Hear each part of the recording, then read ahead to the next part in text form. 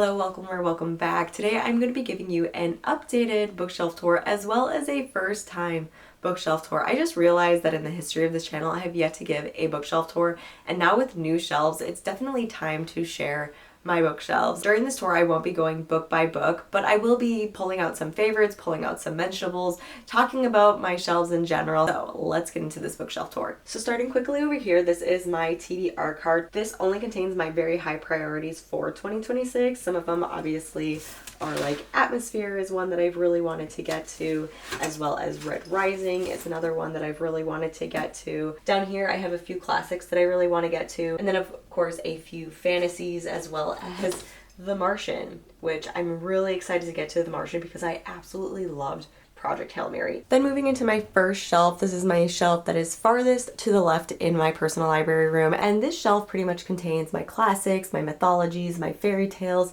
some of my favorite leather-bound editions, and then it goes into some sci-fi, some YA mystery, and then a few books at the bottom. So way up at the top here is my most beautifully owned books. This is my display of my Barnes & Noble leather-bound special editions. We have all of the ones that I have collected are ones that are really important to me. The complete works of William Shakespeare. I'm a huge fan of Shakespeare. Then we have the Grimm's complete fairy tales. If you ever want to read like the original fairy tales, highly recommend it. Then we have the Arabian Nights. This is one that I grew up reading with my grandmother, and so it was just really important for me to have a edition of that. And then of course we have my beautiful edition of Michael Crichton's Jurassic Park and the Lost World. I'm a huge Jurassic Park fan. I've watched all the movies, and having this absolutely stunning edition is just really important to me. So over here are my classic editions. About a year ago I decided that I wanted to start collecting the Penguin classic editions of some of my favorite classics along with some classics that I really want to read. So we have some favorites here. We have of course Bram Stoker's Dracula, one of my all-time favorite horror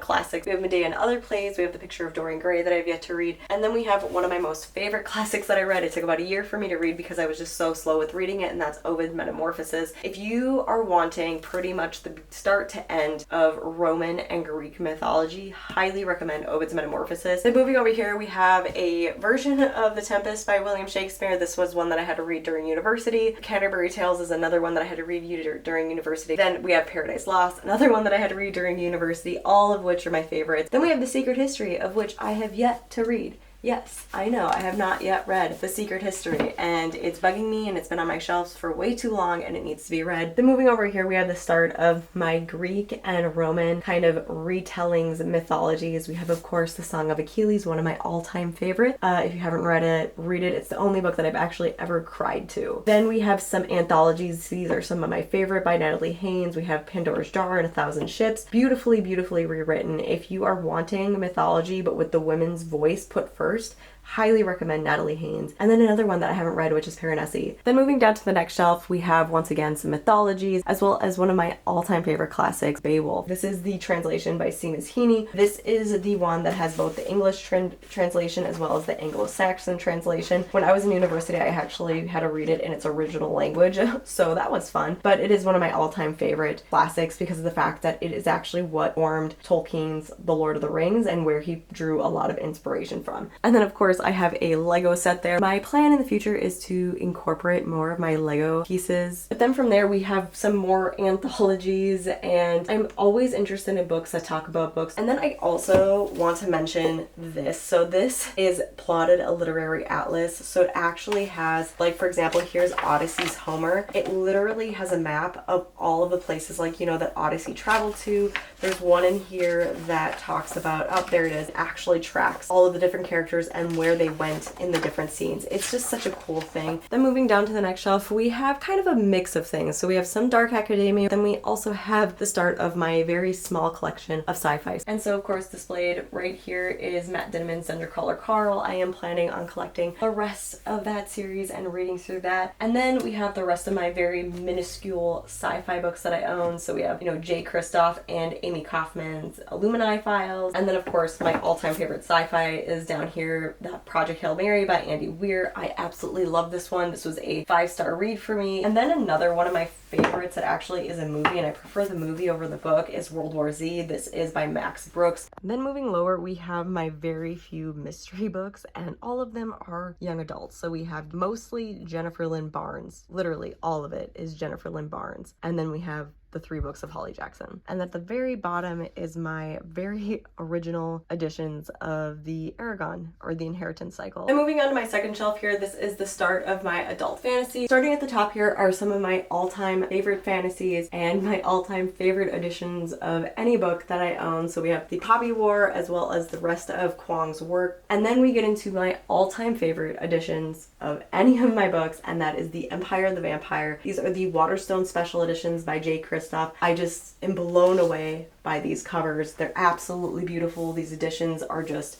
stunning, and the story itself is incredible. J. Kristoff is one of my favorite authors of all time. Then moving down to the next shelf, we once again have a display of some of my favorite adult fantasies. So we have the Brandon Sandersons, the Mistborn trilogy, Warbreaker. I am working through the Brandon Sanderson universe and I am just absolutely loving my time with it. Then right here we have my all-time favorite book series, my all-time favorite movie series, The Lord of the Rings. I think that most fantasy readers will say that their #1 book, or at least in their top 10, is The Lord of the Rings. This is specifically a UK edition. When I was living in Europe, I did not own The Lord of the Rings, and so I needed a copy to read. Then moving down to the next shelf, we have more adult fantasy. On display here is my 5-star read, first book I've ever read by Joe Abercrombie, and that is The Devils. Then from there we have J. Kristoff's The Nevernight series, and then the rest over here are just some adult fantasies. And then down to the next shelf, we have once again more adult fantasies. The most highly recommended book I could have on my shelf is right here, Cry of the Orange Tree by Samantha Shannon. Samantha Shannon's writing is phenomenal. Then moving down below, we have down here start of my cozy fantasy as well as a mix of romantasy as well. Then down here is one of my all-time favorite YA fantasy authors, Maria V. Snyder. Then moving on to this next shelf, this contains my romantasy as well as all of my YA fantasy. So at the very top here is the pretty much only romantasy books that I own that are actually classified as romantasy. I mean, a lot of books can be classified as romantasy, but these are the ones that are for sure 100% romantasies. Rebecca Yarros's Fourth Wing, of course, the original ACOTAR trilogy, which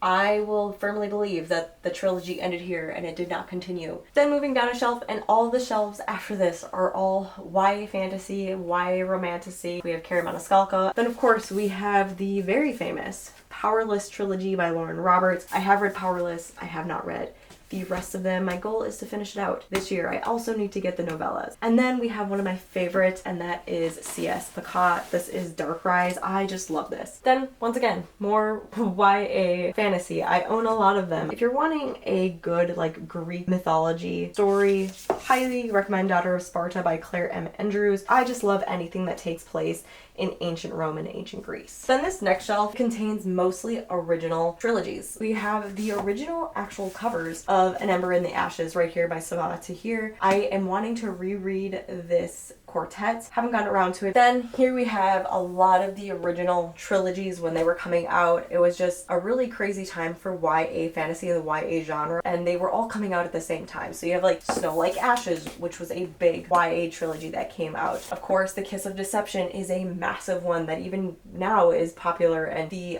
duology that is after this is just as popular. And then finally, my last shelf here is my romance queer shelf as well as my manga collection. And pretty much after this shelf right here, all the rest of it is manga and graphic novels. So up here is the start of my romance and queer. Anything by B.K. Borson I now buy. So one of my favorites is, of course, Love Light Farms. Absolutely loved this one. This was a perfect holiday read. And then of course we have the entire collection, the Game Changers series by Rachel Reed. And then right here we have one of my favorite editions of Red, White, and Royal Blue. And before you come at me, because you can see that there's another copy of Red, White, and Royal Blue here, and you will know if you've watched my bookish opinions that I do not like having additional copies of books, or I don't believe in having additional copies of books. But the thing is that this was the original print and it didn't contain the extra chapter of Henry's point of view. And then the Red, White, and Royal Blue hardcover came out that also has a beautiful inside here with illustrations as well as history on the hardcover. It also contains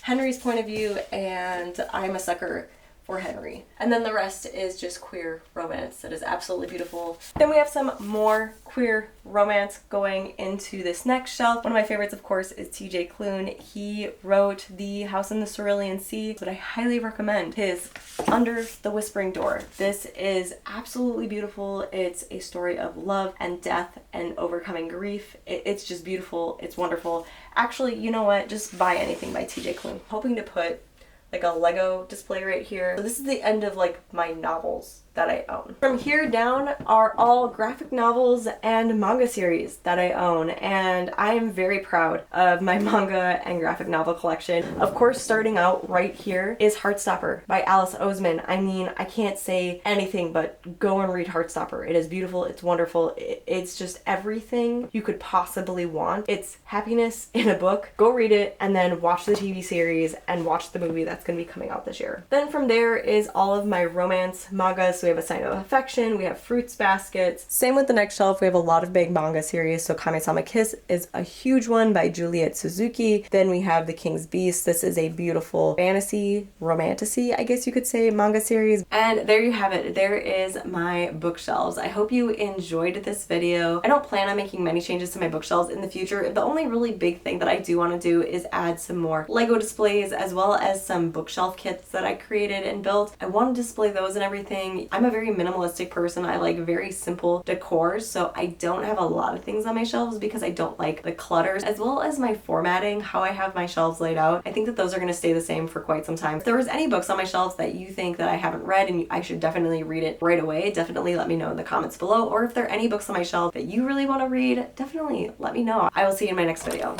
Bye.